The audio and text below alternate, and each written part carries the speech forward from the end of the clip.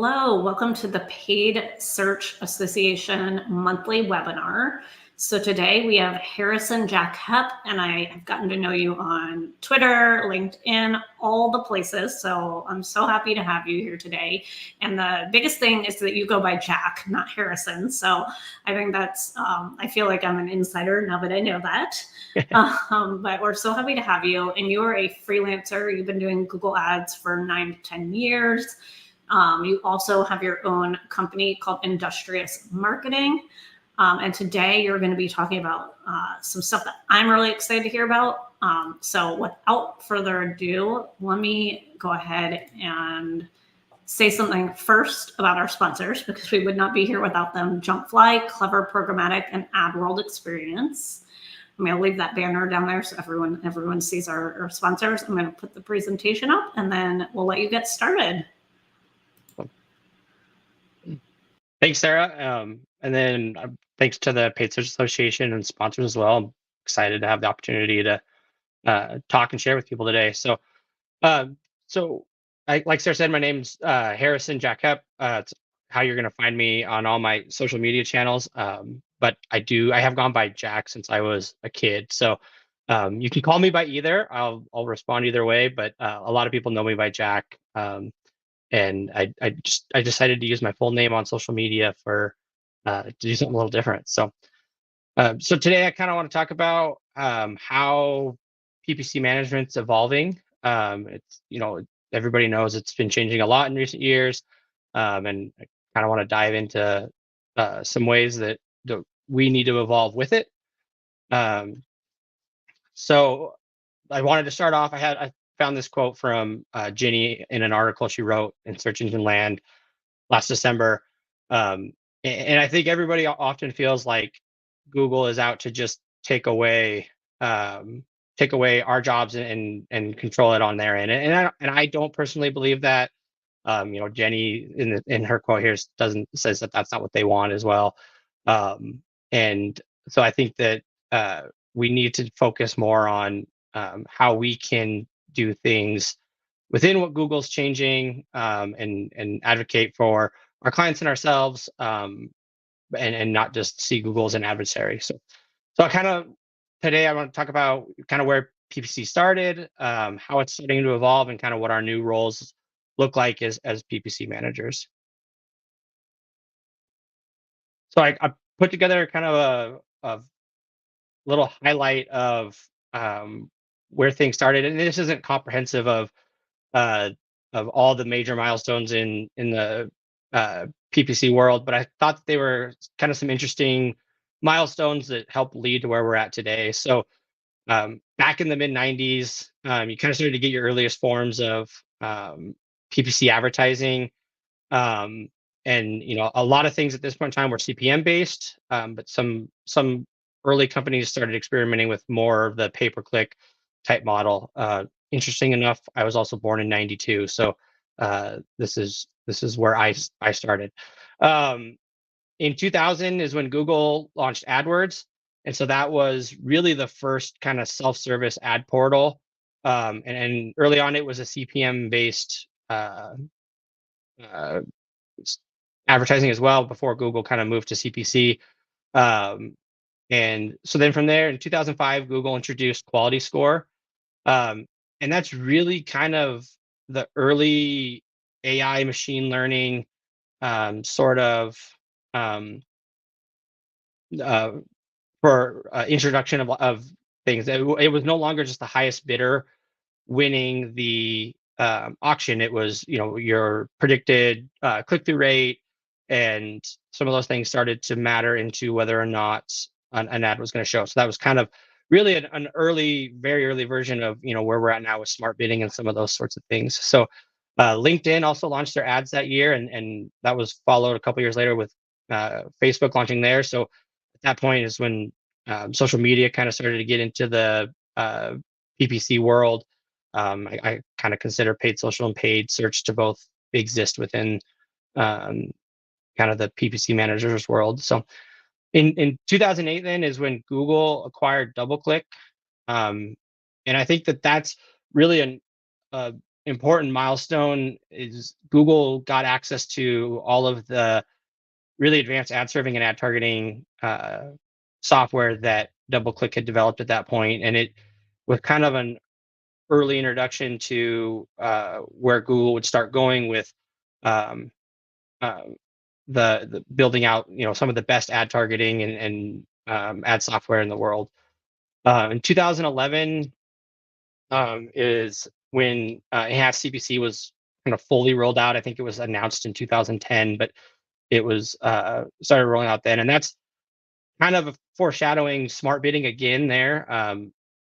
Google would start dynamically adjusting your bids based on what it was more likely to convert. So not the smart bidding we know today, but definitely an earlier version of it.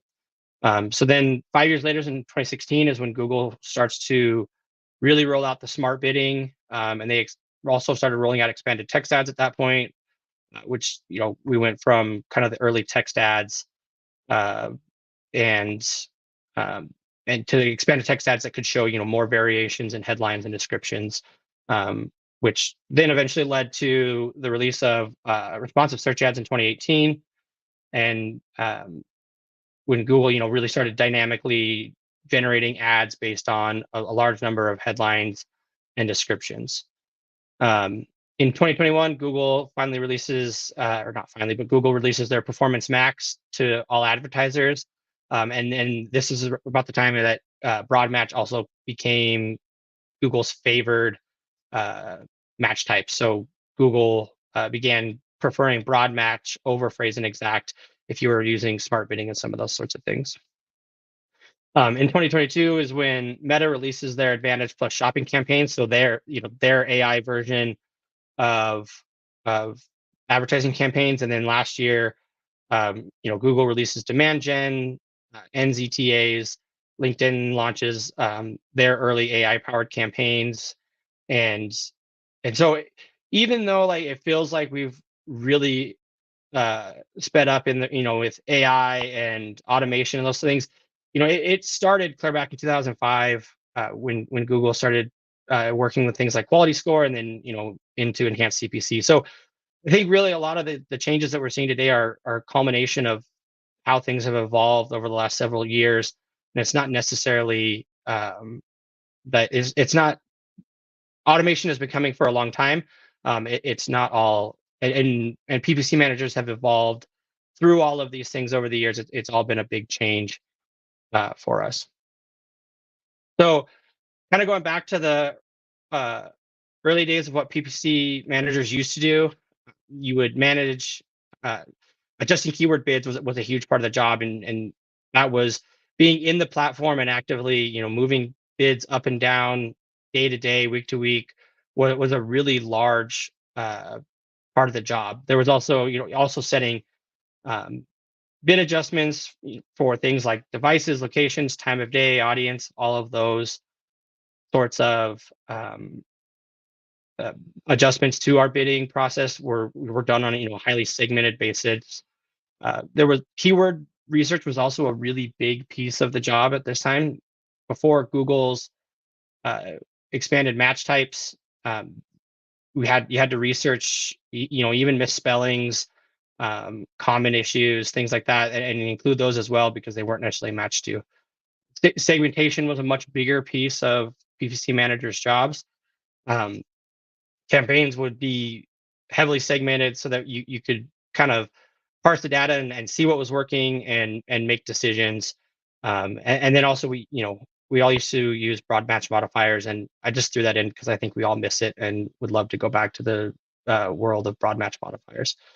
But overall, PPCers used to be very much in platform, whether it was creating campaigns, segmenting them, adjusting bids, researching keywords. A large portion of our job was very heavily inside of the Google ad platform. And I like this tweet from Menachem showing an older version of the Google AdWords platform.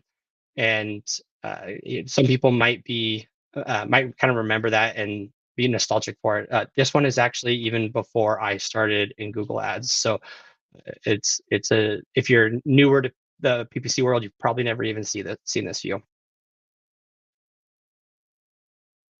So the next thing, I don't think that a world of manual control is coming back.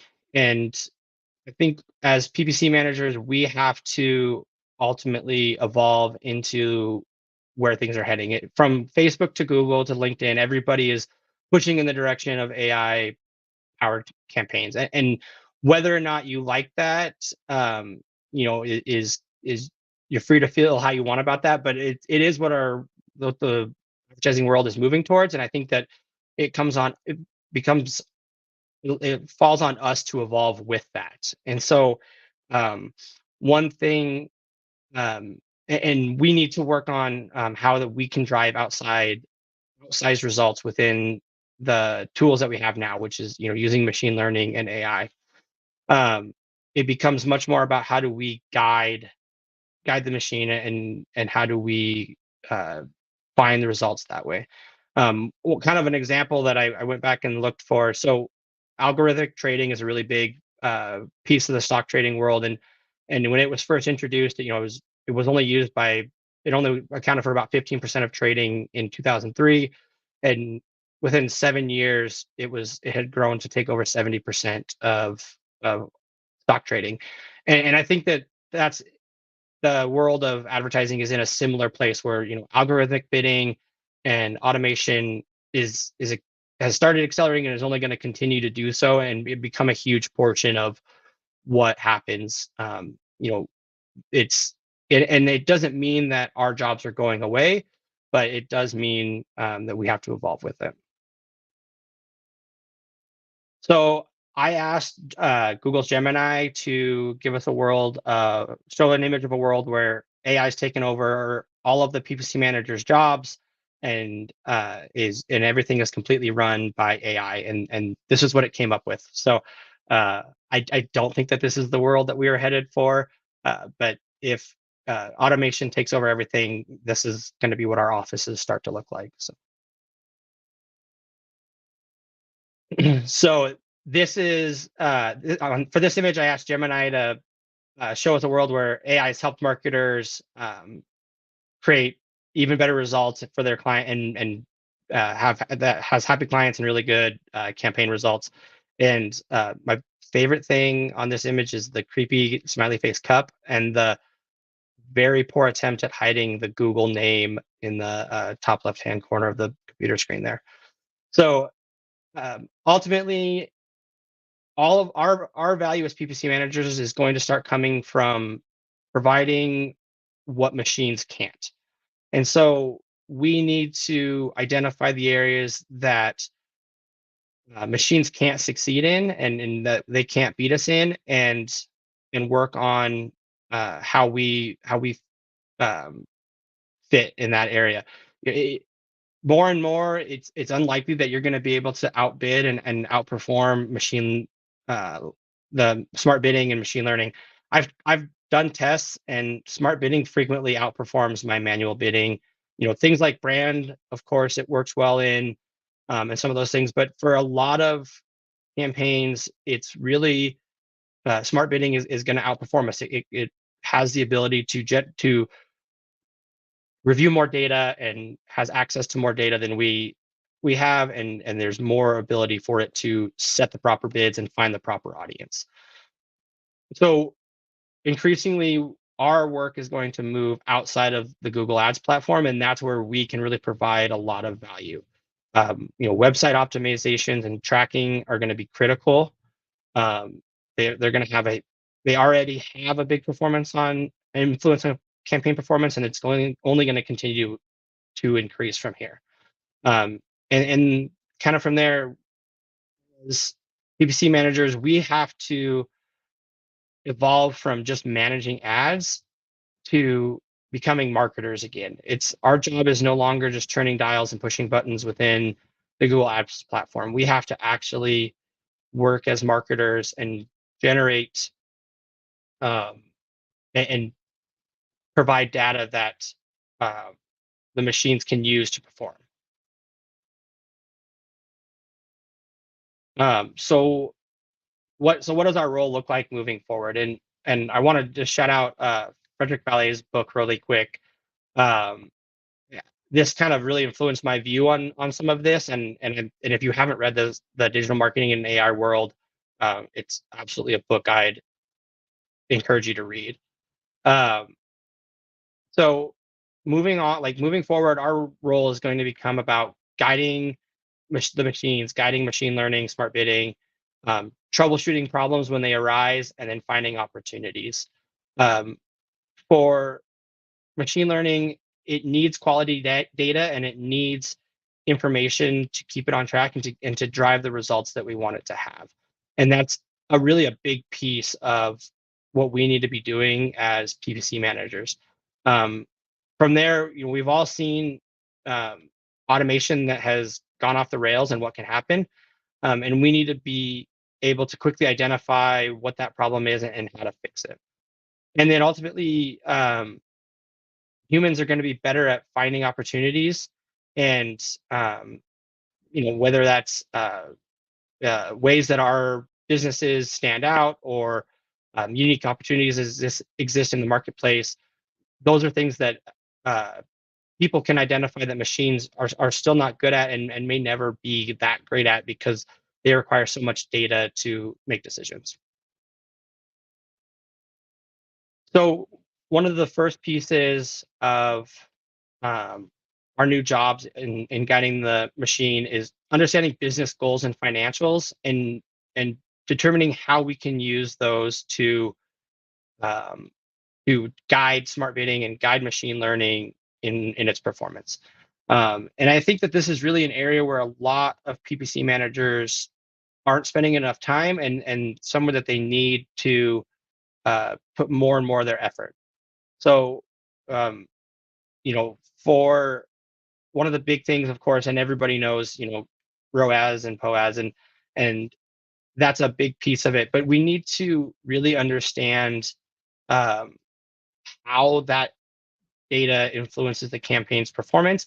And as tracking gets more and more challenging, we have to move to newer models, such as media efficiency ratios, a big one, and we need to use things like that to understand how effective performance is. But we still have to be able to feed the high quality data into Google or Facebook in order to generate results. So, and going beyond that, we also need to um, understand, like, what are the margins on products? Is a product even, does it even have the potential to be profitable uh, at- with digital advertising? For example, you could have a product that has such a low margin on it that there isn't a cost per acquisition that you could get a campaign to that will ever drive a real ROAS that is meaningful for a business. And those are the kind of uh, insights and data that PPC managers need to really start to dive into, and understand, maybe we don't advertise these products because of that, and we push other products that have bigger margins or more opportunity to be profitable. Um, Additionally, we as managers need to understand a business's goals, especially, whether you're in-house or a freelancer or agency. You have to understand what a business's goals are, and where they want to uh, take their advertising. Um, you um, AI recommendations are not going to be able to give really good uh, answers for specific businesses, and that's, Google's recommendations within the platform are, what works for most businesses, and we all know that we aren't most businesses, and different campaign setups and different targeting works better for one business than another. And understanding what a business needs and where their goals are can help guide you in campaign setups.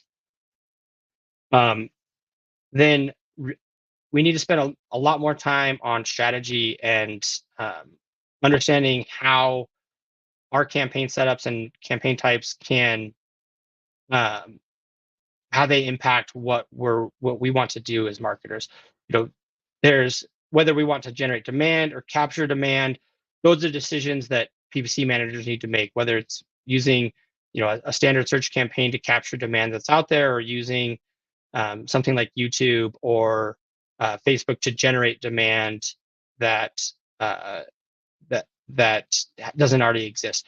It's really up to us as PPC managers to understand what a business's strategy is and where they want to go, and then take that and determine how we set up our accounts and our management to reach those goals.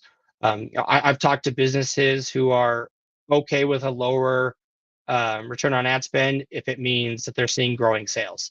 Other businesses are much more focused on getting the highest return they can, and that's where they want to go. And those two types of businesses, they need different strategies, and they need different campaign objectives in order to reach those strategies. And AI can't make those decisions for us. It's on the PPC managers. And then one of the last things is providing the best quality lead quality and data information that we can. So, smart bidding is notorious for starting to see poor quality leads and getting them cheaply, so it takes off in that direction, and suddenly your campaign's inundated with really poor lead quality.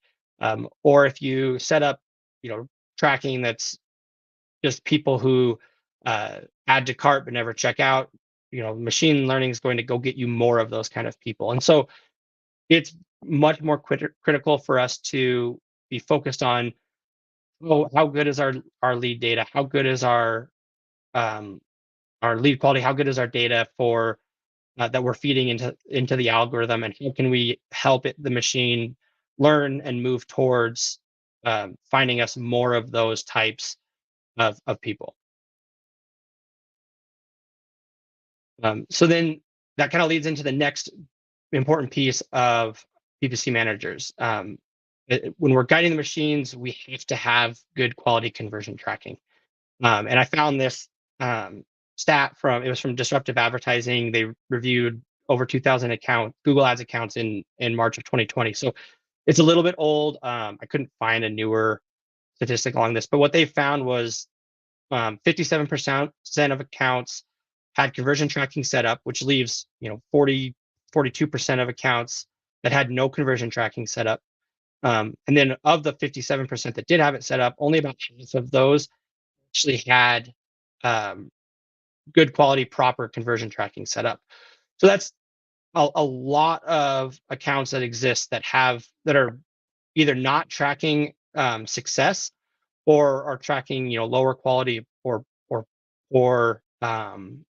results.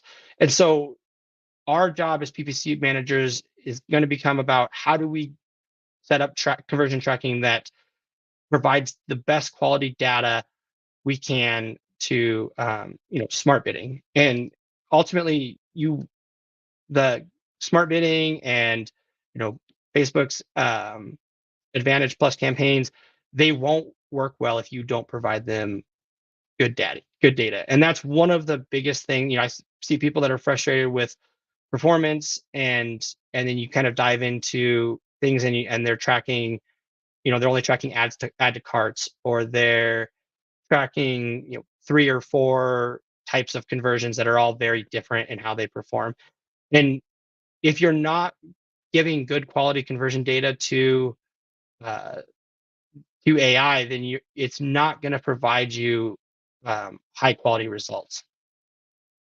Additionally, conversions need to be as close to the end goal as possible. And so for e-com accounts and SaaS accounts, that likely means tracking the actual purchases and providing real data back to the account on revenue or profit, and so that we can see who are the type of people that are providing the highest quality, or who are the people making the best purchases that generate the best return, and then how can the machine use that to get even more of those types of people. And for lead gen clients, it means either, if you can't track all the way through the end conversion, it needs to be using offline conversion tracking to feed that data back into Google or back into Facebook. And if we're not providing that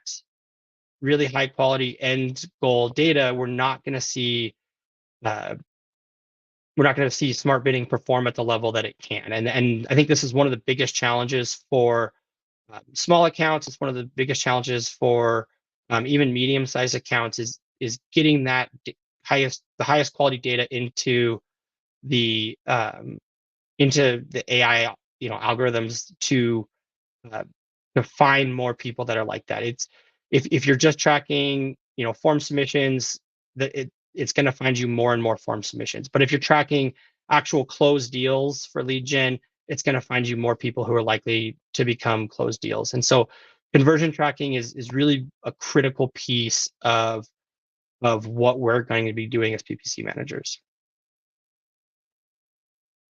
So the next piece of guiding the machine comes down to website optimizations. And I think that this is already it's landing pages and conversion optimization is already a big piece of our job. But I think that we have to take it even a step further as PPC managers because of how much the smart bidding and the machine learning uses our landing page data in its decision making and in its targeting. One of the biggest reasons that I see automatically created assets or broad match perform poorly is because the landing page honestly doesn't match and it doesn't fit what the goal of the campaign is. And so it's easy to cast blame and say, broad match keywords are terrible, they'll never work. But unless you really understand how they work, you're not going to find the reason that they're performing poorly. So from your landing page, the next piece is creating ad groups that fit your landing page. And so ad groups really have to be a single intent or a single topic in the world of smart bidding. If you have mixed signals inside of your ad groups, multiple keyword intents, or you're just cramming all your keywords into a single ad group and they're every topic under the sun, the machine is going to struggle to kind of understand what's working and what's not, and what it wants to guide people to. And additionally, if your landing page isn't matching kind of that topic or the intent of your ad group, it's not going to you're going to struggle with seeing performance, because Google's still using quality score and things like landing page relevance in its decision making, and all of that data feeds into the decisions that machine learning is making. So from there, this is kind of one of the biggest pieces of website optimization that I see. So broad match keywords, of course, everybody loves to hate them, but they are much more powerful now and much better at generating results. And as I mentioned before, Google prefers broad match over exact and phrase. If all three match types are eligible, Google's going to use the broad match keyword. And so kind of one of the most important pieces I think people need to understand with broad match keywords is what Google actually uses in the decision making. And I would encourage everybody to go read through all of Google's documentation. They have a lot of great information on this. But broad match uses signals like a user's recent search history, the content on the landing page, and other keywords in an ad group to better understand the intent. And so all of these things flow together. The content on your landing page and the keywords in your ad group all need to be flowing in the same direction. And that's going to give broad match the best chance of being successful and finding you conversions and purchases that are outside of what you would be able to research and come up with yourself.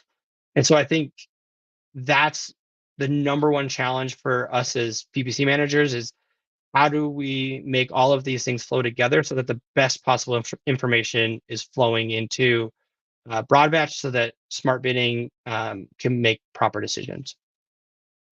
And so then from there, oh, and one other thing on broad match, there is still, it does become an important piece of our job still to use negatives to guide the machine. And I think that it's really easy to go too heavily into using negative keywords with broad match keywords.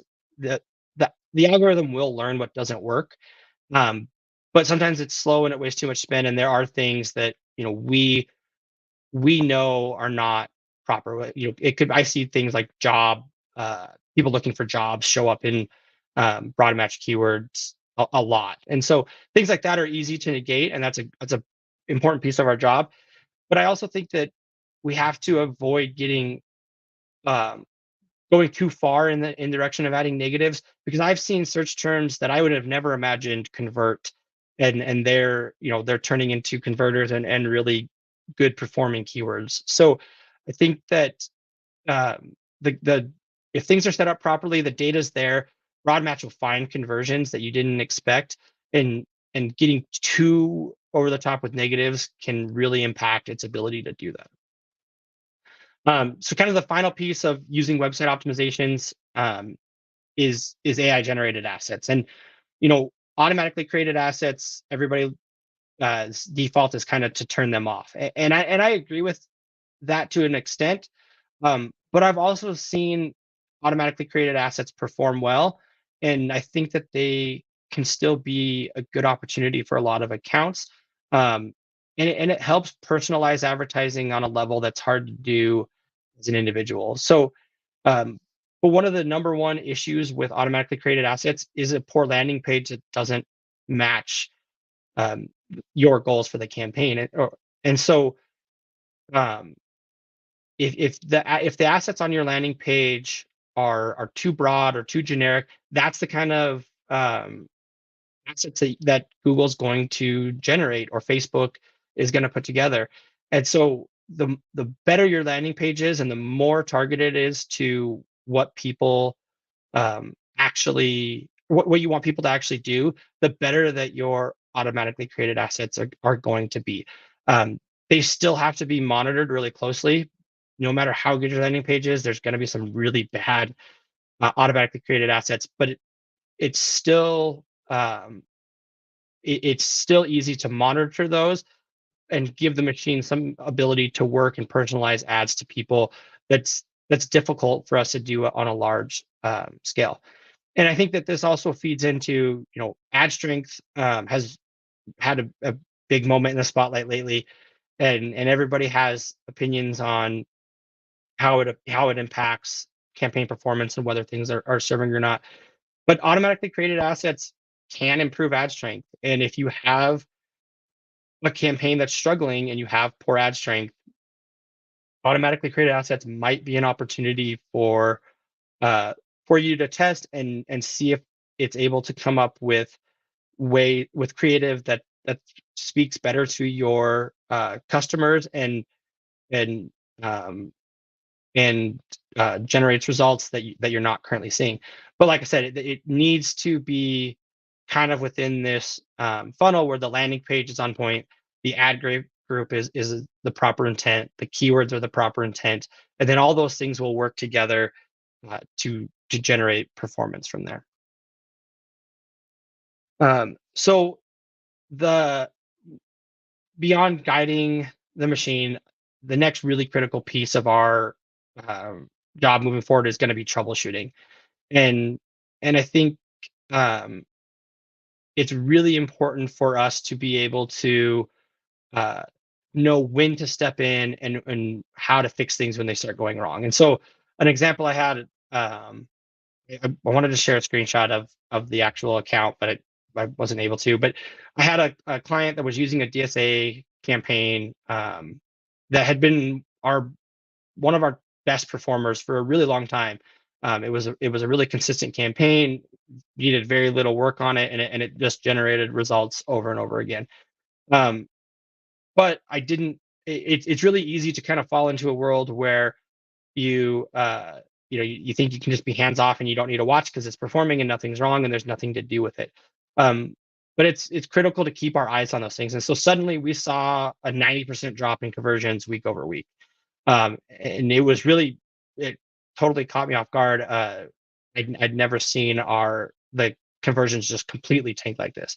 And so when I was diving in to try to figure out what was going wrong, what I found was there was a huge spike in the DSA campaign serving one of our customer service pages on the website that we hadn't negated at that time.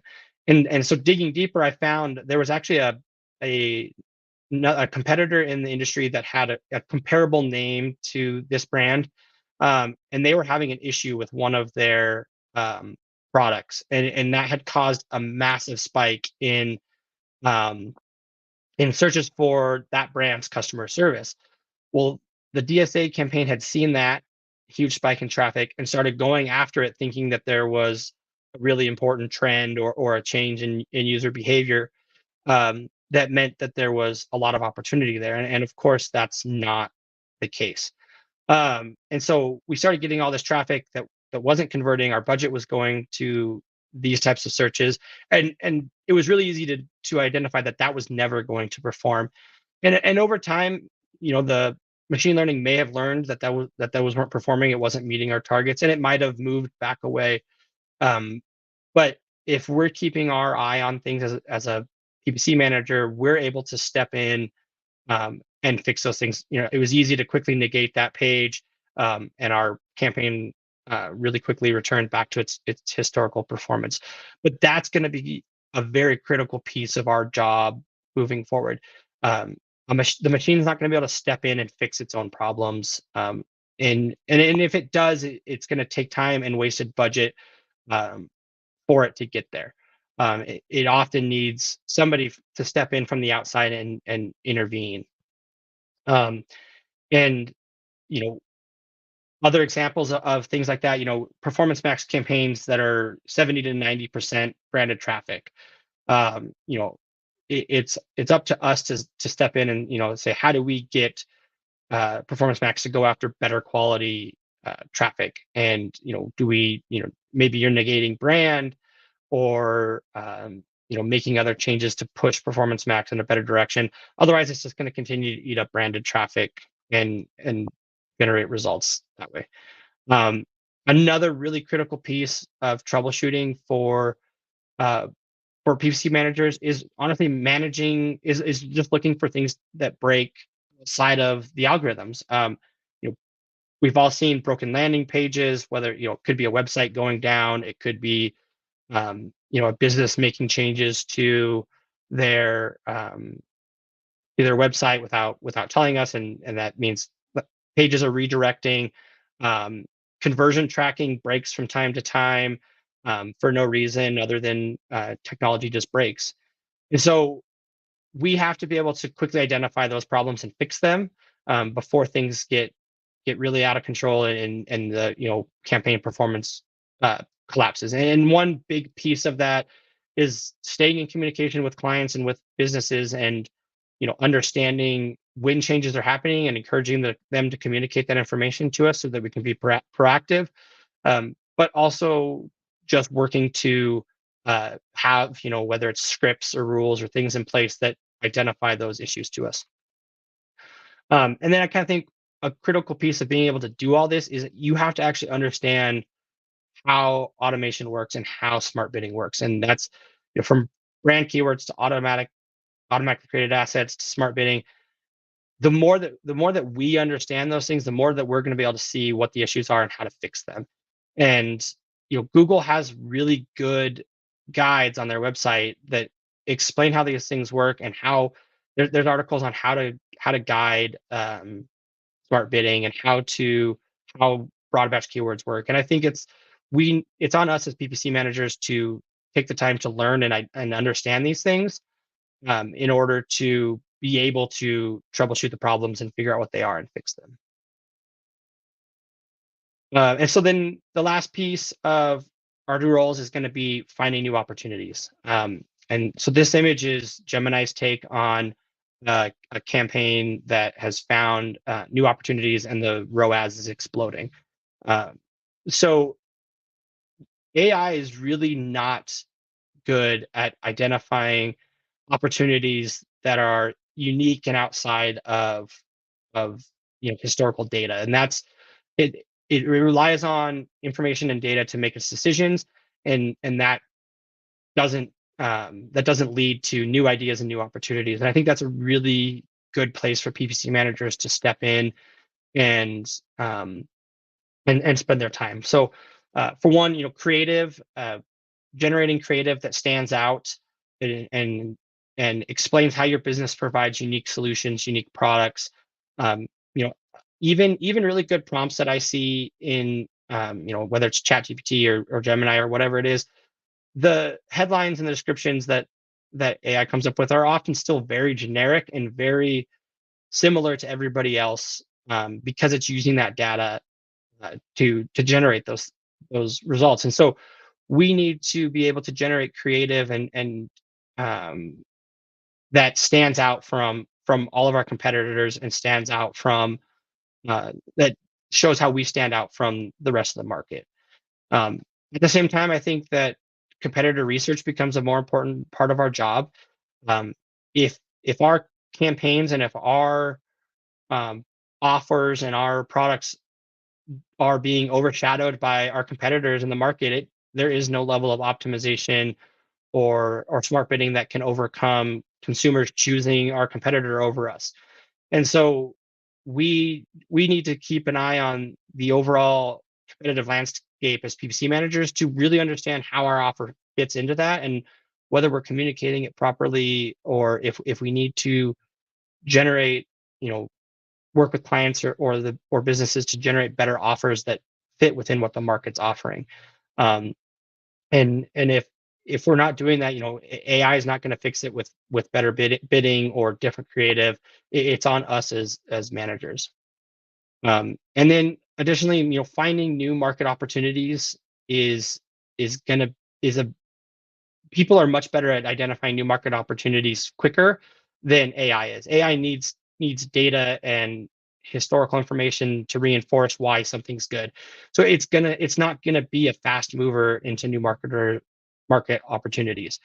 Um, and additionally, it gets very focused on what's working and not solving why something's not working. So, in a shopping campaign where products aren't serving, it's on us to identify why those products may not be serving and where an opportunity exists to, maybe break them out into their own campaign or change creative to better promote those products and get them an opportunity. Um, additionally, AI is not going to identify the latest viral trend until it's already well underway, and so people can see what's happening on the internet, what's taking off, and how our product or service can be positioned to fit whatever the latest trend is.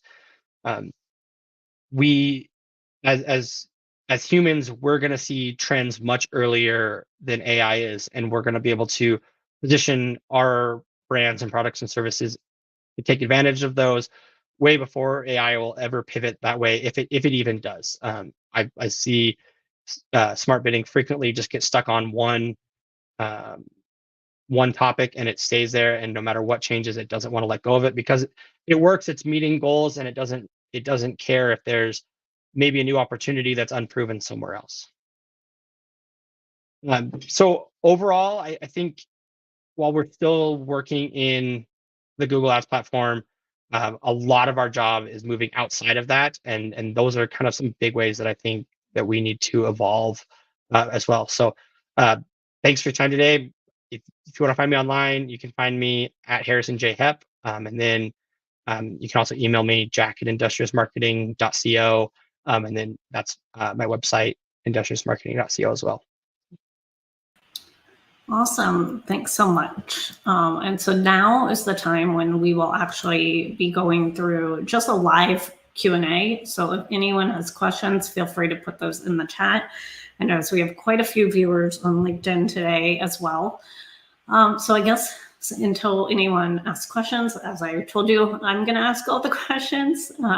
So we're really, really excited to dive deeper on this topic. So what do you do, because you mentioned this, when the automation breaks? And this happens extremely often in some of these really small accounts, like attorneys in general, because a lot of times, like with something like that, or something local and expensive, you end up having basically a bidder come in all of a sudden, and then it triggers a sunrise, and that's usually the result. And then bidding wars essentially start.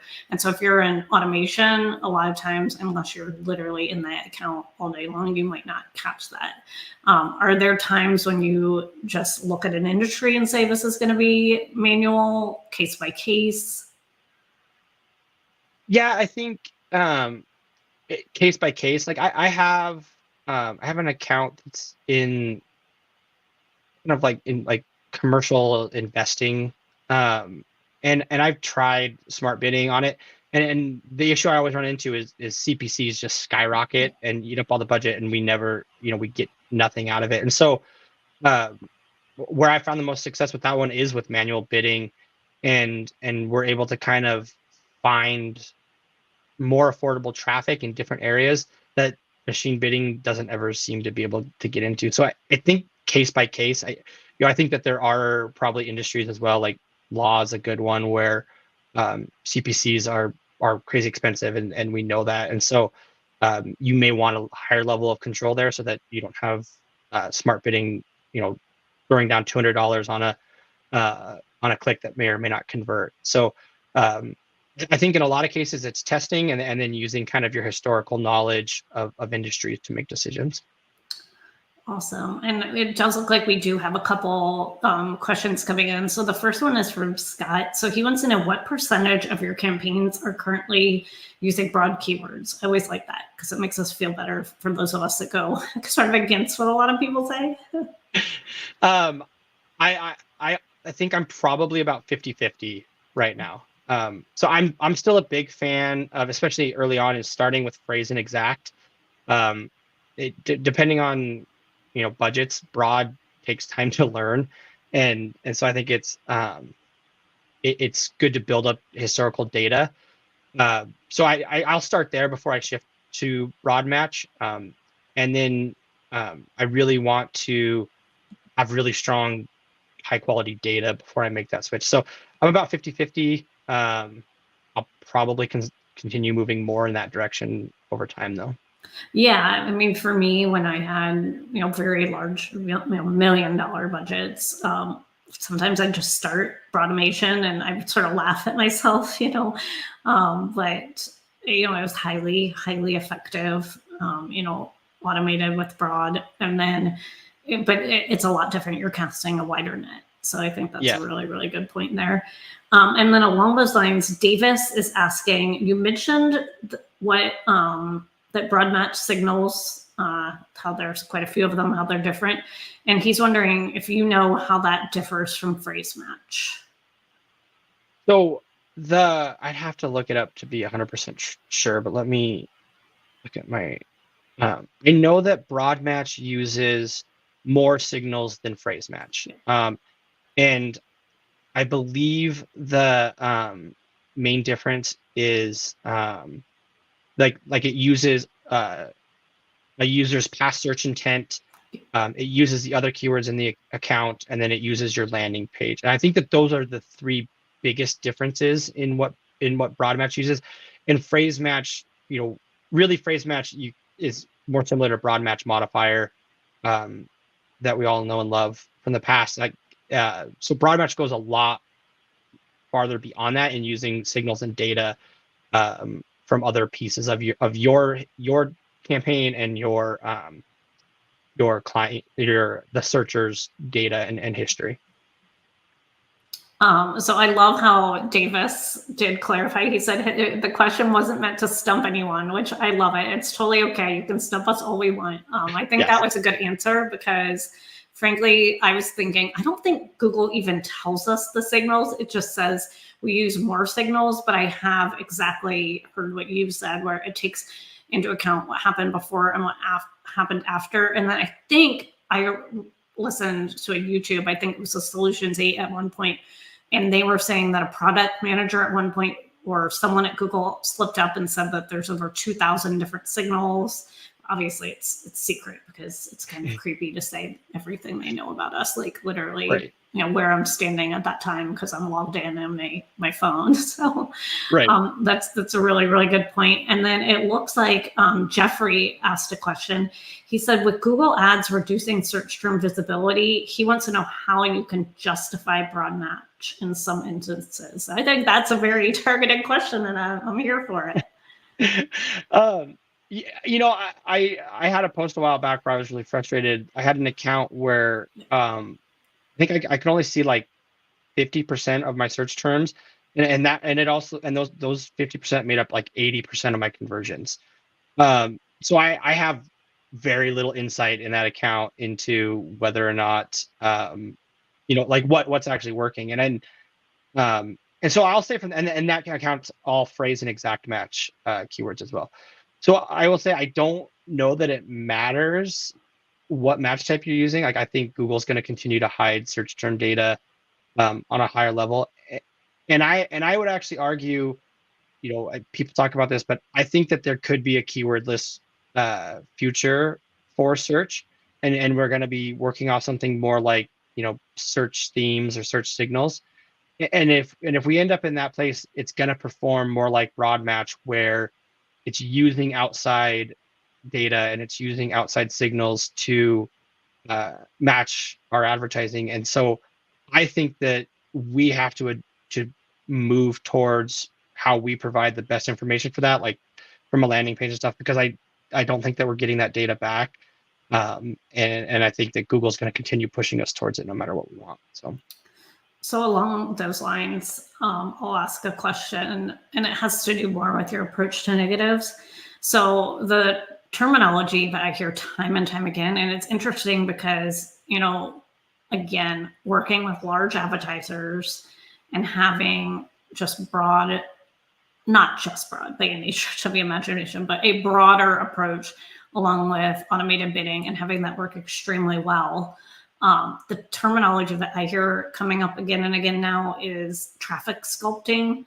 How much do you try to really sculpt your ad groups in today's day and age? Because I will say that I lean on the side of fluid.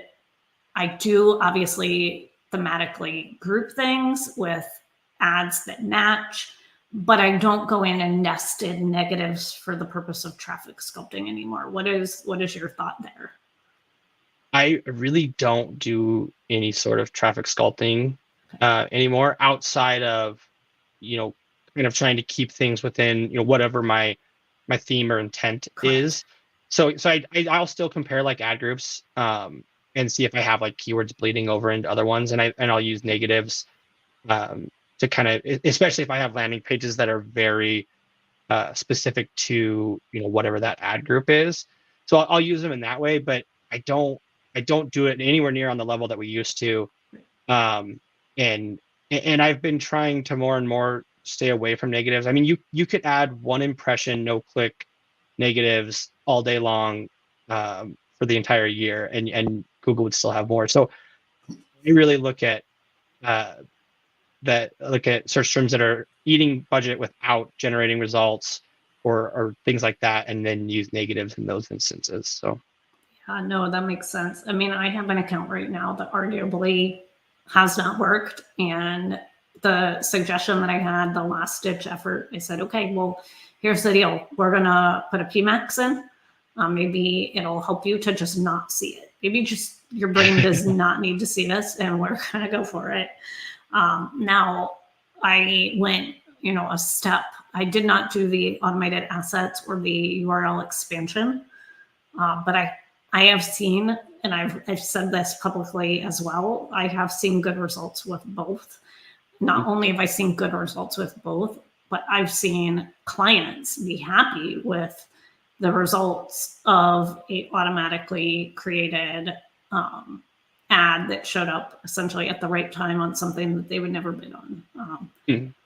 But again, big advertisers versus smaller advertisers. And I wish there was like a little bit more of an understanding with the smaller businesses. I just, as we're on this webinar, saw a tweet from, I wish I could say who, because we were just talking about this person a couple minutes before you and I hopped onto the webinar, and I will have to tag them later on. But it was, a lot of advertisers love non-brand, and the CPCs are rising, and then they were suggesting YouTube, and I couldn't agree more. I think there's other ways to get that higher funnel traffic than putting all that pressure on someone to search a category word and then be so riveted by your amazing experience that they, then convert on something that essentially is quite an introduction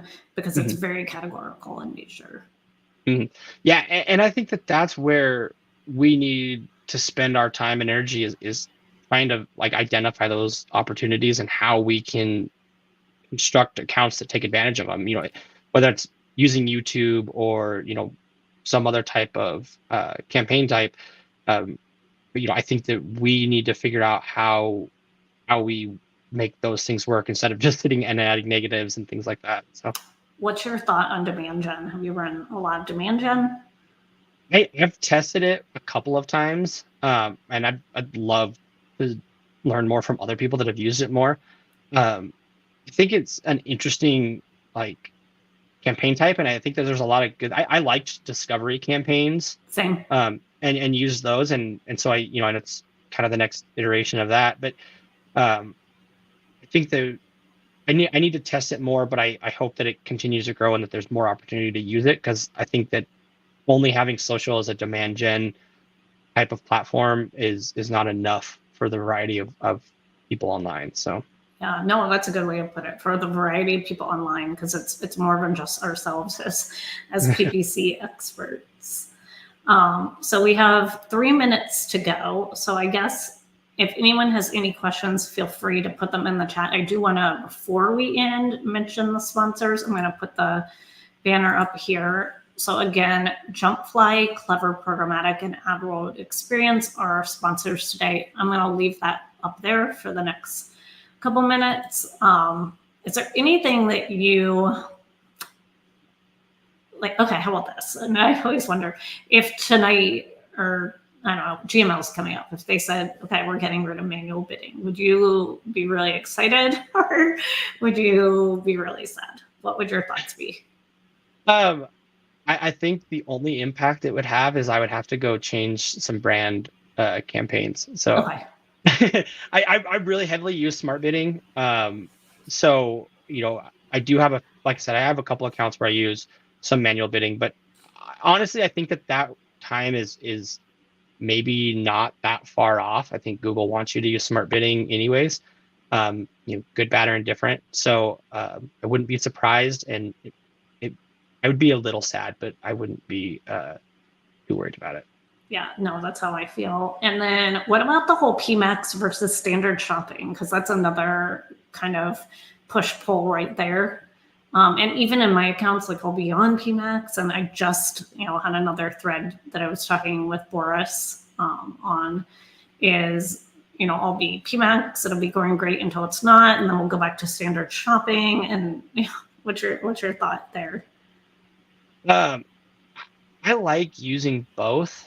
I still struggle with Performance Max sometimes, honestly, because of how much brand you get into it, and you can exclude it, and those things. But I still really like standard shopping, and honestly, I think that you can get a lot better CPCs out of standard shopping a lot of times. But I will say that I've seen lately, I've had issues with some new accounts where Performance Max has been running a long time, and we tried to launch standard shopping, and it just won't serve. Yeah. Performance Max is completely trumping it everywhere. So, so then you have to kind of play around with how you're going to, exclude products or things like that. But I guess the other thing I'd add is, especially if Performance Max is really stuck on certain products and it's not serving other ones, I really like standard shopping in some of those instances to get those other products out and get them serving. to kind of build some data and performance on them too. Yeah, no, I agree there. I think people use the term like zombie products. I've heard that one very, very commonly. Awesome. Awesome. Well, thank you so much. I'm really glad that we had you and that you got so technical. And again, Jumpfly, clever programmatic and ad world experience. But definitely, if anyone wants to watch a replay, YouTube, LinkedIn, and thanks for having you. Thanks so much. I appreciate the opportunity.